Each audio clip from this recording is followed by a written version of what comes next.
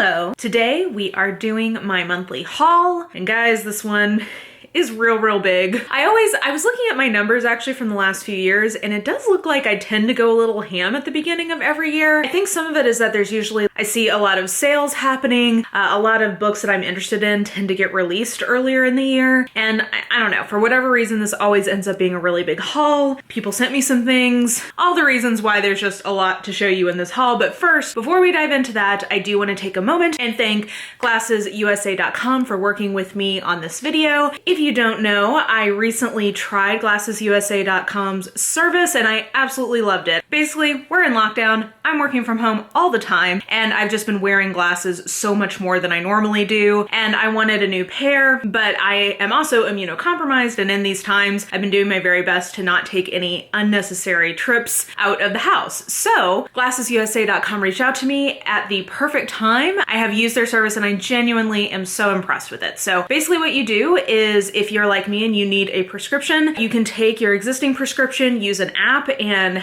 it will figure out what your prescription should be. It worked perfectly for me. So even if you don't have it written down from your eye doctor, no worries there. Then you can use their online try-on tool to see what different frames look like on you. I did find that this was a very accurate try-on, so I think that that works really well. Based on that, I picked out a few different options that I thought would look good on me, and when they arrived, I was very happy with how they looked. As I've been wearing them more, I would say this one is maybe now my favorite. I believe it is called Bellona, but I actually think all of them look great, and I do really now enjoy matching my glasses to whatever outfit I'm wearing. Like today I'm wearing a pink, like some pink in my flannel, so I've got my pink glasses on, and it just works really great. I think there's more than 6,000 different options to choose from. They have their in-house brands, and that was the line that all of my glasses came from. So there's Muse, Ototo, Amelia E, but then they also have like all of the name brands like Ray-Ban and Oakley and all of those. So there's so many to choose from. This takes the middleman out of the equation, and you can get glasses for like a really affordable price that look great, that work for you, and you can not break quarantine, which is great. So if you're interested in giving their service a try, I have my affiliated link listed below in the description. If you follow this channel, I think you know that I'm pretty picky about what I do and don't recommend to you guys, and I've been really pleased with how this particular service works, so it's very easy for me to give it a full-throated endorsement. So thank you again to GlassesUSA.com. Use my affiliated link in the description box to get 65% off your first pair, and without further ado, let's get into the haul. So I think we'll start with books that were given to me either from publishers or as like a residual from Christmas. So first of all, I did get a gift card from one of my very best friends to our favorite local bookstore, and I got 2 books with that gift card. The first one I got is called Disability Visibility: First-Person Stories from the 21st Century, which is edited by Alice Wong.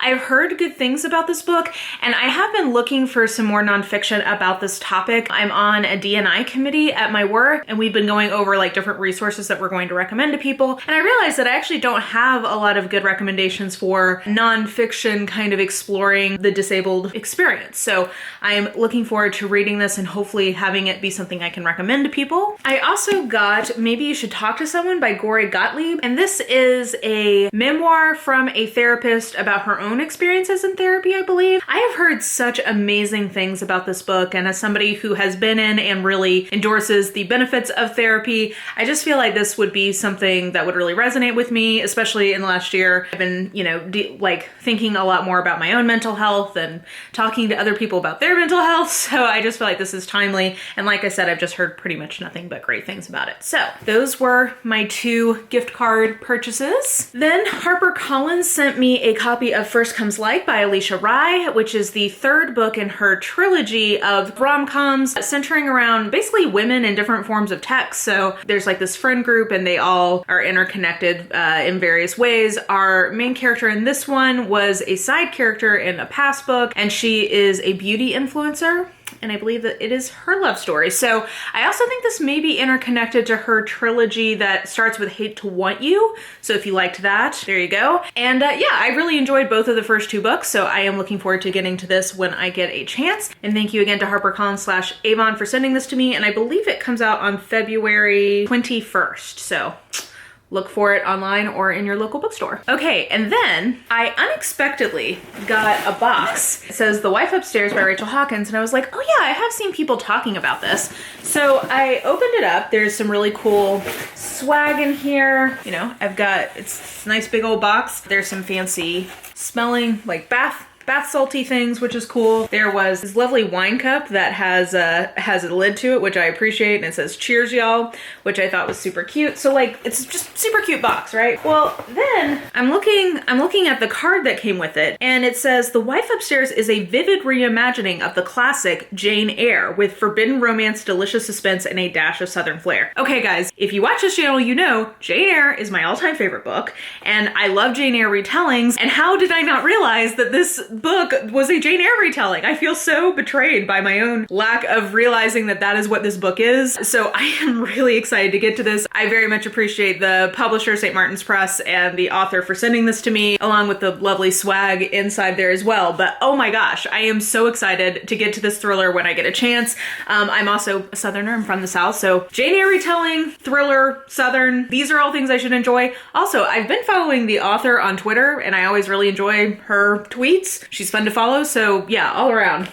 Looking forward to slotting this one in as soon as I can. Okay, and then maybe we can move to some pre-orders because they're really exciting, and I'm very excited about all three of these. Okay, so first of all, let's get the elephant in the room out of the way. Blood Heir by Ilona Andrews. Can I just say, so Ilona Andrews is my favorite currently writing author. You guys know that if you watch this channel, and I am so proud of them. This book is self-published, and it hit number 5 on the New York Times bestseller list because it's a spinoff from Kate Daniels, and everybody loves Kate Daniels, but like, I'm just so proud of them. Like, that is so unusual for a self-pub book to make that kind of splash. And because it did so well, they've officially announced that there will be 2 more books in this trilogy. And I think they're gonna essentially prioritize getting to them sooner rather than later because of how well this did. So they've got to work on the finale of the current trilogy for Hidden Legacy. So they're working on that, and then they're gonna turn back and keep going with this one. And if you don't know, this is a spinoff from Kate Daniels, which is their like big blockbuster series. And I would describe that series as urban fantasy romance. So like as much urban fantasy as it is romance, and it had like, it's not a bunch of different couples, it's like one series long romance with people getting together. This spinoff is following the adopted daughter of Kate Daniels, who had to leave at the end of the series for like reasons you would have to read that series for. And now she is coming back to Atlanta because like there's mischief afoot, and she has been developing into her own powers, and I'm very excited. I am not gonna read this. I had a bunch of people asking me like, oh my God, have you read it yet? I'm gonna hold off. I actually think in March or April, I'm gonna do a big Ilona Andrews binge of some books I've been saving up for them. Cause like, do you guys do this with your favorite author where it's like, I don't want to read everything you have, but like, I do kind of want to catch up. So I think I'm gonna do that here in a couple of months and just like enjoy a binge of Ilona Andrews. But yeah, I am really excited to get to this. I'm just so proud of them for doing so well. And yeah, I've heard really good things. Then I pre-ordered 2 middle grade books that both look so freaking adorable, and I've been hearing absolutely great things. So first of all, Amari and the Knight Brothers. I have seen absolute rave reviews about this one. It just seems so cute. So our main character, her brother, goes missing, but she knows, like she believes that he isn't really missing and she needs to go find him. She finds a secret message from him inviting her to try out for a secret society, and you know, hijinks ensue from there. But I am so excited to get to this. I've heard great things and it just sounds so sweet.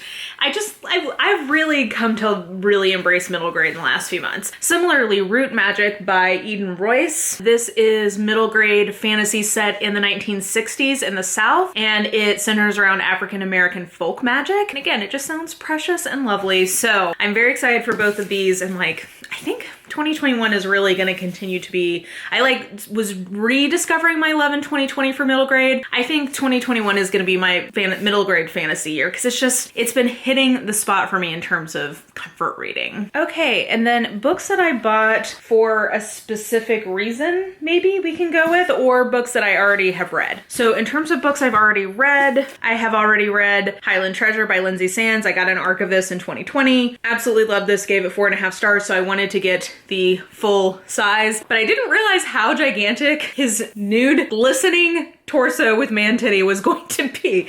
Like, look how huge compared to my face. Anyway, I've never seen one of her covers in full hardback before, and it is quite a sight to behold, but I absolutely really love this. You could read this one as a standalone, I think, but if you have been reading this Highlander series, I think this is like a real crowd pleaser. I think you'll get into this. So very happy to have this as a pre-order that I had already read. Then, in terms of things I've already read, The Sword of Summer from Rick Riordan, which is the first in the Magnus Chase series. Absolutely love this. Also gave this 4.5 stars. Very excited to continue in the series, so I picked up the rest of it. I'm in the middle of the second book, and yeah, I'm just, like I said, middle grade, re-falling in love with middle grade fantasy, and Uncle Rick has been a big part of that journey. And speaking of, my favorite of the Percy Jackson books is the last one, Percy Jackson and the Last Olympian. I gave this 5 stars in January, absolutely loved it, had to have my own copy of it. And then I am doing a secret TBR, so I got a few things for that, 3 to be precise. First is Jade City from Fonda Lee.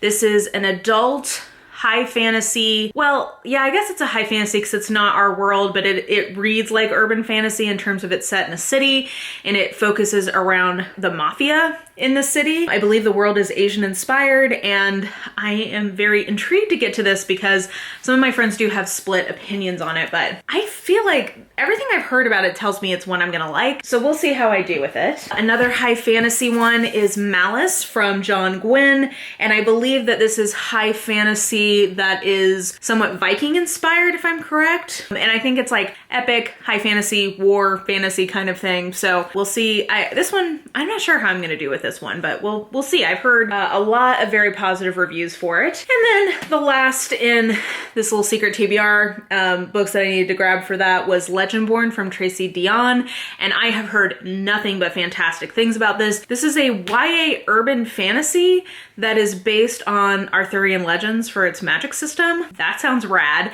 So like I said, I've literally not seen a single person who didn't absolutely love this and talk about just like getting totally swept away in it. So very excited to get to this. So I got so excited I knocked you guys over. I'm sorry. Okay, hopefully that's roughly the same frame, but sorry about that. I got so excited I knocked you over. Yeah, so those are the 3 for a secret TBR that I'm doing, so that's why I picked those up. And then remember how we talked about how one of my things I'm letting myself do this year is just like impulse buy books from people who are not like me? Well, I did that. I started doing that, and I went a little ham, so I may have to rethink this rule, but for now, I don't regret any of these purchases. There's just a lot of them. So there was like some price drop. There were reasons, but let's just get into it. Okay, Her Body and Other Parties by Carmen Maria Machado. This is a collection of horror-ish short stories from a queer author, and I have heard that this is absolutely fantastic. My friend Bethany loved this. I believe my friend Ashley from the Bookish Realm read this and loved it, but I'm very confident I'm gonna enjoy this one. So I impulse bought that. Then I was talking about how Book of the Month Club, I really am trying to focus on buying things from them from diverse authors because that was a part of their like action plan last year. So I want to support them doing that. And I believe I'm not sure if Sarah Desai's own, like I'm not sure that this is actually really an own voice story, but it definitely does feature heroine who is South Asian descent. I think that is a big influence on the story as a whole. So I picked this up. This is contemporary romance with a fake dating plot. You guys know I am a sucker for that. Oh yeah, this is the third, sorry, this I'm not sure actually really belongs in this pile, though kind of, because this is a very diverse cast, but whatever. The third book in the Magnus Chase series. The reason I picked these up in physical form is that all of these were like $7 for a hardback, and I was like, okay.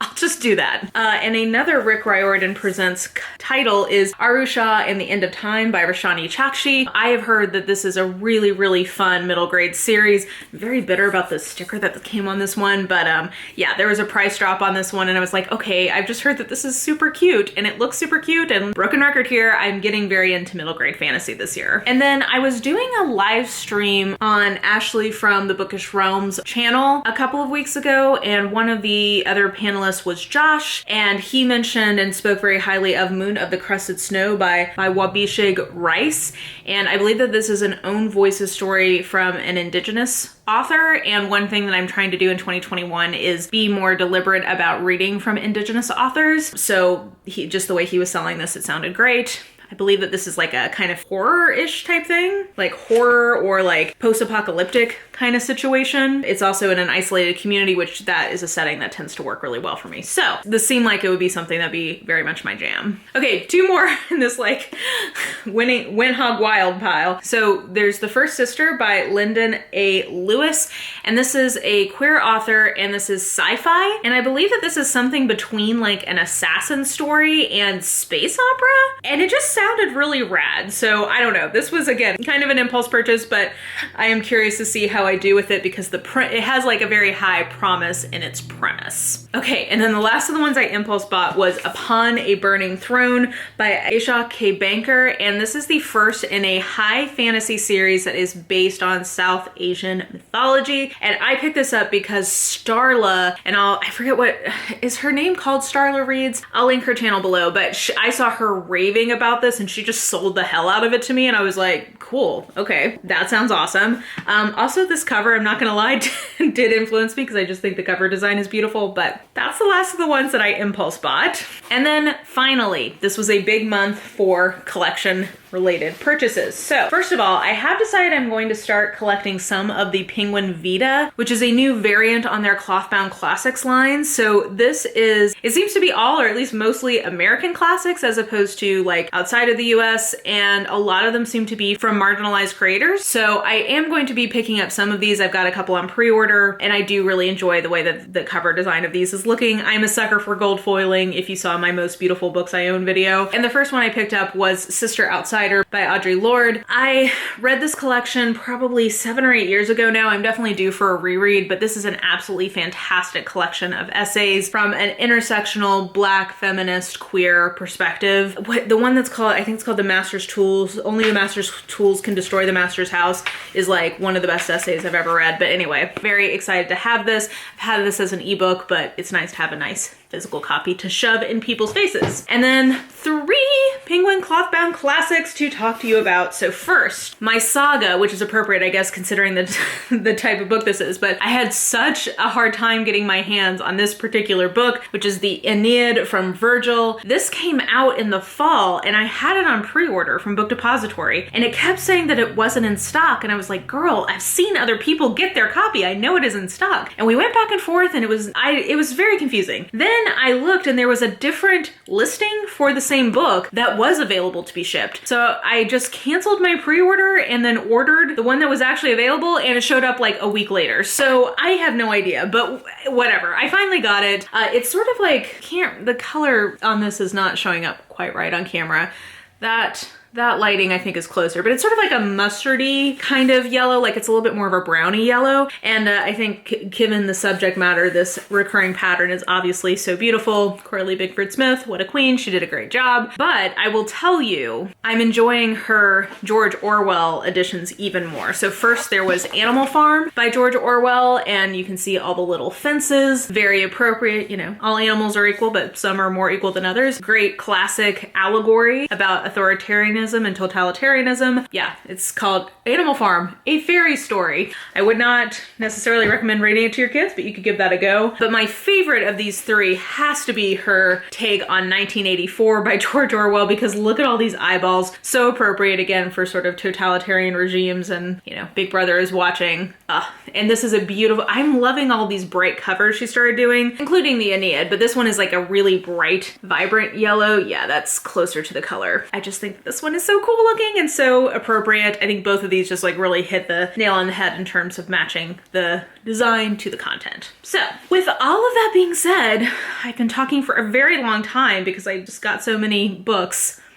I judge myself. It's okay if you judge me. I am open to hearing, guys. I know I talked about this at the beginning of the pandemic, but if you, I'm open to hearing feedback on if hauls are appropriate given where we are in the world. At the time, the feedback was very much like, oh, it's so nice, it's escapist basically, or just like fun to see other people spending money on books. But I'm definitely open to hearing if people feel like anything has changed in the year since then. And yeah, feel free to leave me some constructive feedback there. For now, I am planning on continuing to haul, but I do want to keep that as like an open line of communication between us. So with that being said, let me know what you thought of any of the books that I talked about. Don't forget that my link to glassesusa.com is in the description box. Thank you again to them for working with me. And yeah, I think that that will do it for me for now. So if you enjoyed this video, please like, subscribe, follow me on the social medias if you are so inclined.